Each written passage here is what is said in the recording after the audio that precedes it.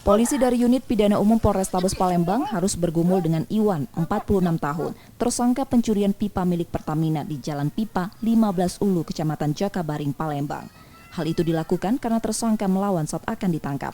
Polisi akhirnya mampu menangkap tersangka setelah tersangka kehabisan tenaga. Tersangka diburu polisi karena melakukan pencurian pipa Pertamina di lokasi penangkapan tersangka.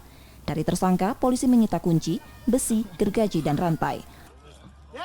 Kita berhasil mengamankan satu orang TSK 363 dengan kerugian pipa Pertamina itu gate valve ukuran 10 in satu buah, gate valve ukuran 8 in, pipa spool ukuran 10 in sepanjang 10 meter dan pipa spool ukuran 8 in sepanjang 10 meter yang ditaksir kerugian dari Pertamina itu sekitar 45 juta rupiah.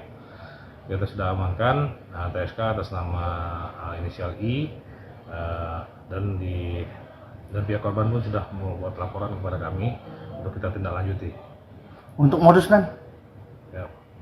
Modusnya kan? Modus jelas mereka mengambil pipa-pipa yang memang kosong untuk diambil, dipotong dan dijual.